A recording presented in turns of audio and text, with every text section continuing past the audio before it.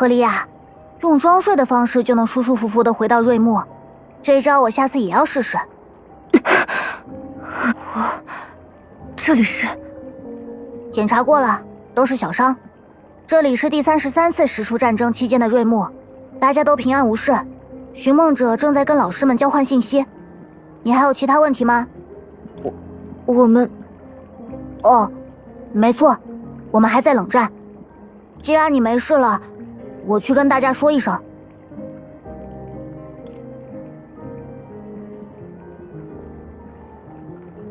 等等。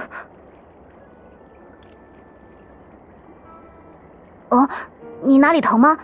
奇怪，我刚刚明明解开你，用仪器好好检查过了。安全起见，我去跟老师建议一下，大家一起回飞船，重开这一把好了。可如果直接结束这一次的轮回，我们前面的成果也就前功尽弃了，不是吗？笨蛋，那些信息哪有你？重新来一次又有什么大不了？有了前面的攻略做经验，从头再来应该也不算麻烦吧？大概。为什么我感觉你今天好像比以往都要积极一点？坏了，我完全被你传染了。为什么我劳逸结合的工作方式没有影响到你？或许我还要继续向你学习才行。那，这是我的游戏机。这次轮回结束前，只要帮我把最高难度打通关，你就可以出师了。这对我来说还有点难度，不过我可以考虑。怎么突然？我知道了，赫利亚是想用还没玩通关作为理由，变相没收我的游戏机，对吧？我开玩笑的，别在意。不，没关系。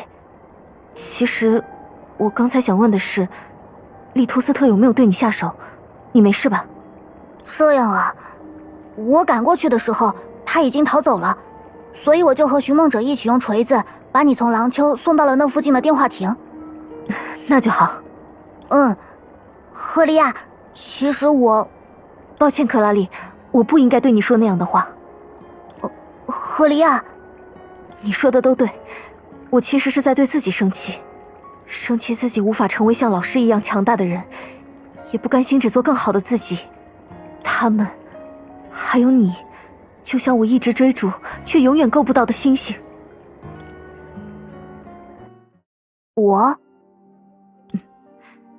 有时候，我会羡慕你聪明的天赋，羡慕你和老师们一点就透的默契。不过，克拉丽这样聪明的人，应该很早就明白我的心思吧？那倒也没有。是吗？那为什么每次我们发生争吵，都是你先想办法做些离经叛道的事，让我早点转移注意力，从糟糕的情绪中抽离呢？就像我失手泡坏了实验报告，你却说自己也懒得接着写。我没考好在生闷气，你就用想逃课做借口，带我出去散心。其实，逃课是因为真的想逃课，不是借口。是吗？喂，你到底是了解还是不了解我啊？优等生笨蛋。幽兰戴尔老师说过，搭档就是要在一次次任务中渐渐磨合，了解彼此。即便像他和丽塔老师这样的人，也有产生分歧的时刻。这样看，或许我们还需要搭档很长时间呢。重新适应新搭档也太麻烦了，我只好勉为其难先凑合了。那就难为克拉丽先凑合了。所以，赫利亚，你已经完全……什么？没什么。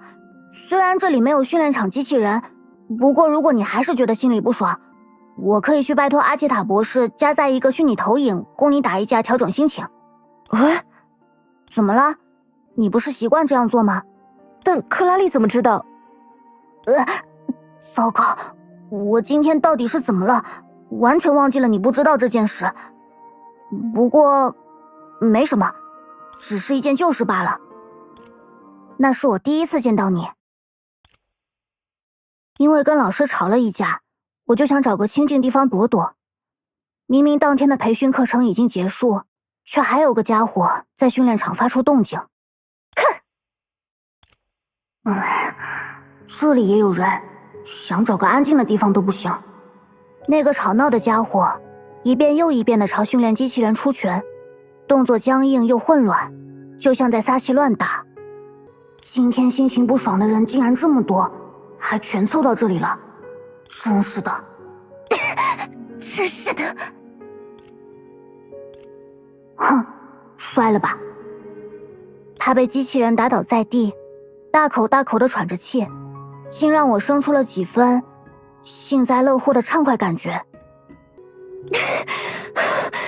为什么只有我做不到？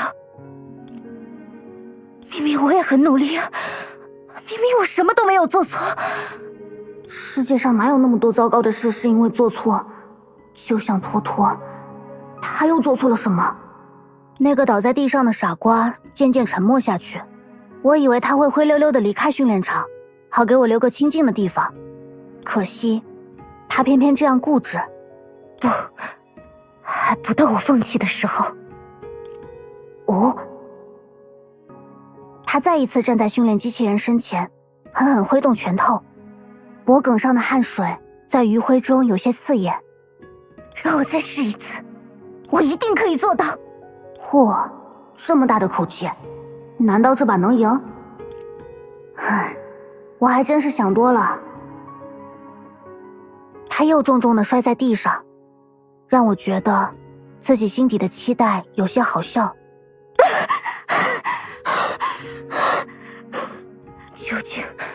究竟要努力多久才能够像他一样？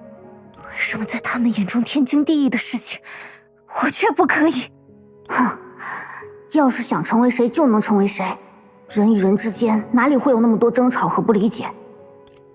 他支撑着自己摇摇晃晃的身体，重新站起来，双腿愈发颤抖，出拳也显得更加没有章法。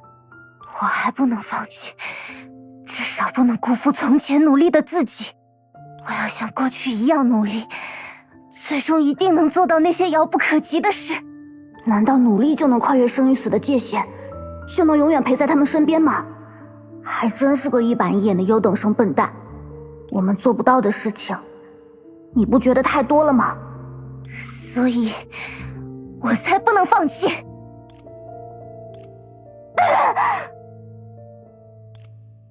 够了，笨蛋，用这种撒气打法，除了折磨自己根本毫无意义。就算崩坏能适应性不高，但我不是战胜你们了吗？这就是意义。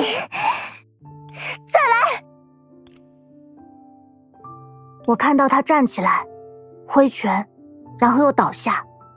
我觉得他如此好笑，连带因为撒气跑出来的我也如此好笑。他在对抗什么？我在害怕什么？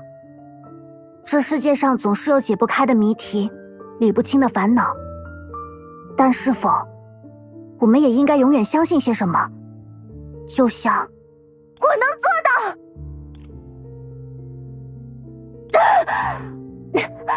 还没结束呢！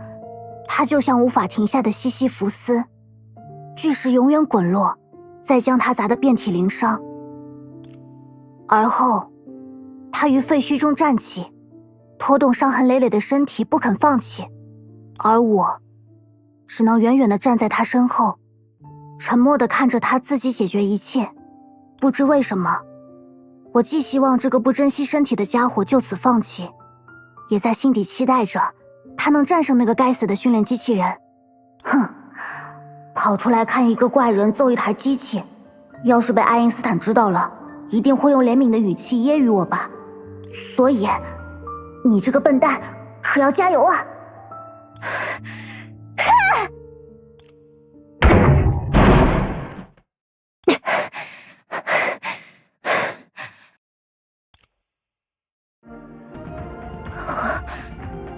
我做到了，我做到了，你做到了。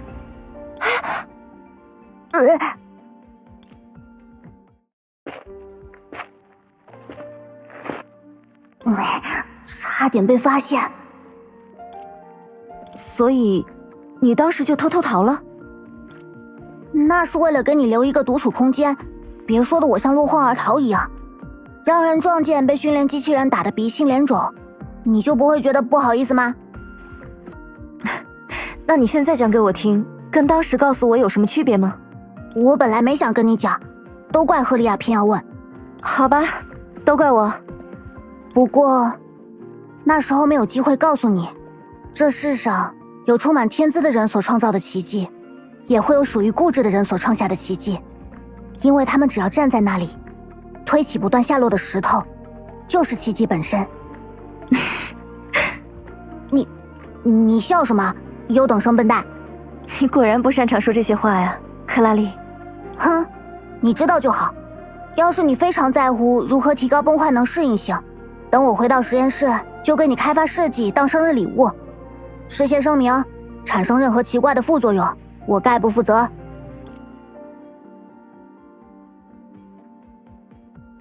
我开玩笑的。你发现了吗，克拉丽？什么？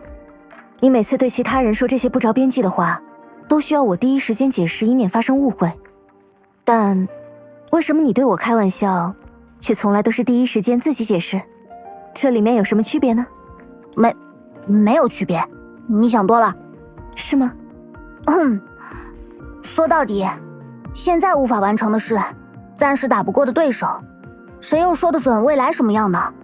我们又没有寻梦者那种做预知梦的能力，所以在未来到来之前，我们两个可以一起想办法。游戏里不就是这样吗？打不过的怪物，卡住的关卡，直接看看攻略就好了。可那也不算自己完成游戏吧？怎么不算？攻略是攻略，赢下游戏不还是要靠自己亲手操作吗？当然，我不介意成为赫利亚的专属攻略组，谁让我是你的搭档兼天才游戏测评家呢？谢谢。呵呵，这对大魔王克拉丽来说都是小事，不必计较。好啊，那整理第32次实数战争资料的小事，就全交给大魔王克拉丽了。喂，你还是继续保持冷战，然后一个人愤怒的把活全干完吧。是吗？那我可做不到，得有克拉丽一直帮忙才行。笨蛋，因为谁让我们是搭档呢？